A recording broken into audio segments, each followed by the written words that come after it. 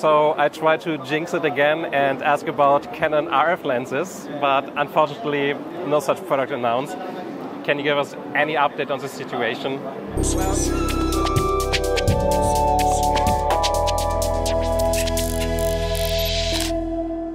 Dieses Video wird euch präsentiert vom ISO Color Edge CG 2700X für beste Farbpräzision in 4K-Qualität.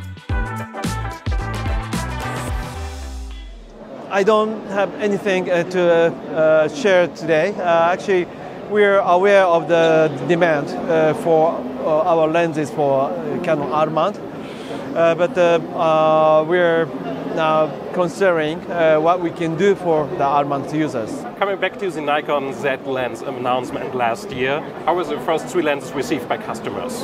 Well, the first of all, basically, the response from the customers are pretty good. They warmly welcome the fact that Sigma entered the Z-mount system. But so far, we only supplied 3 lenses for APS-C size camera. So some people ask us to expand the product lineup. Is there already a time frame for, let's say, full-frame lenses or other APS-C lenses? We are carefully considering what we can do for the customers. Today, I cannot share our roadmap for the future, but I hope we can expand the product lineup for Z-mount users. We were talking about a new Foveon-based mirrorless camera for quite a while now. Can you give us any update on the progress on the Foveon-based camera? We are still working on it, but unfortunately, we could not make a significant progress in development.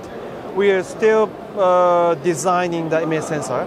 We already have some prototype, and we have already tested them, but we found some design error. And we are now waiting for the next generation prototype. So we are still working on it, but still we need some more time to complete the design.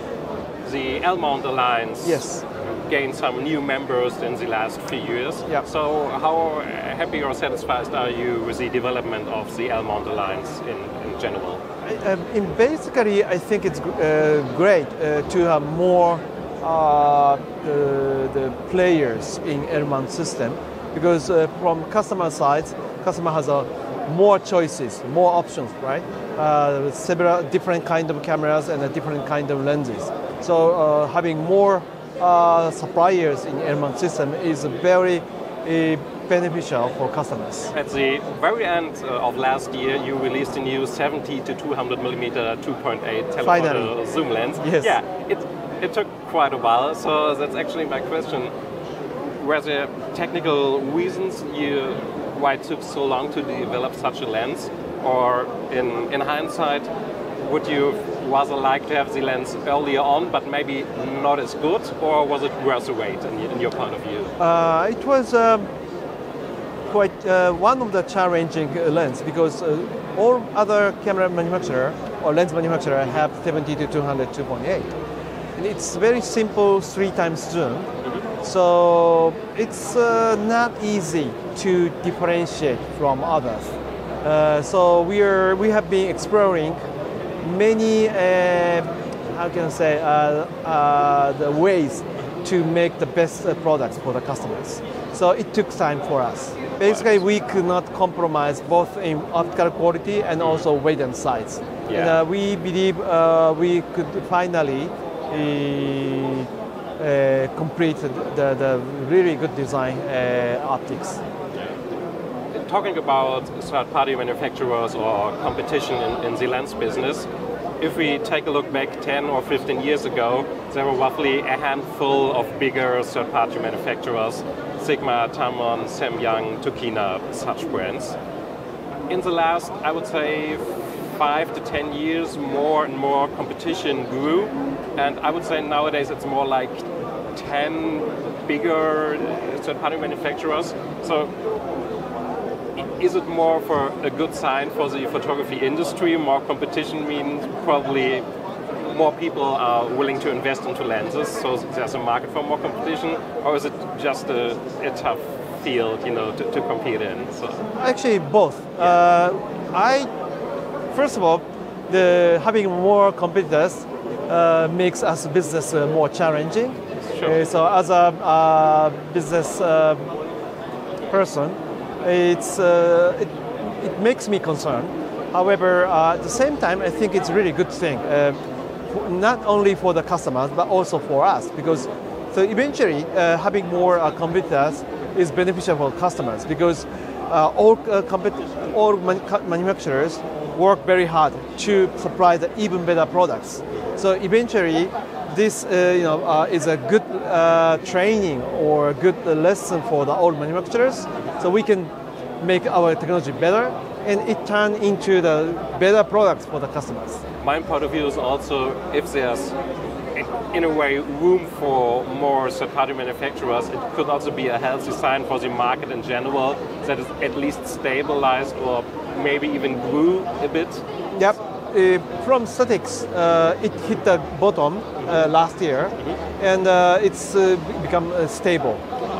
So I hope this situation continues or even grow in the future. Up until now, we have Sigma have been working very hard to have the whole range of lenses for mirrorless cameras.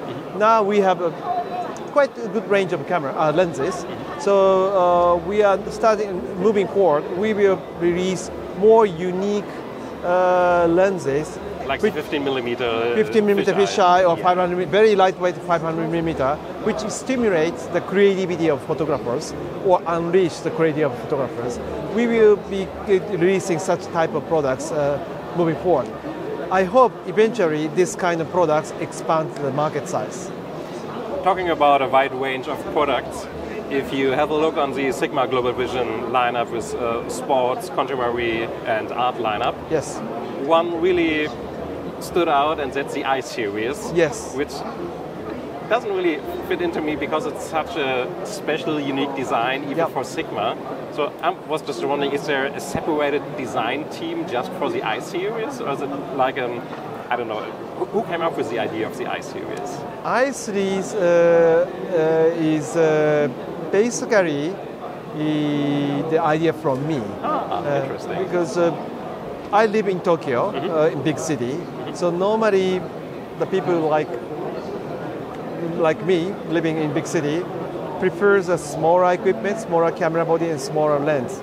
And back then, there are not so many good small lightweight lenses. Most of the lenses are cheap, a bit plasticky lenses. But I really wanted to own the small, compact, but made from metal housing.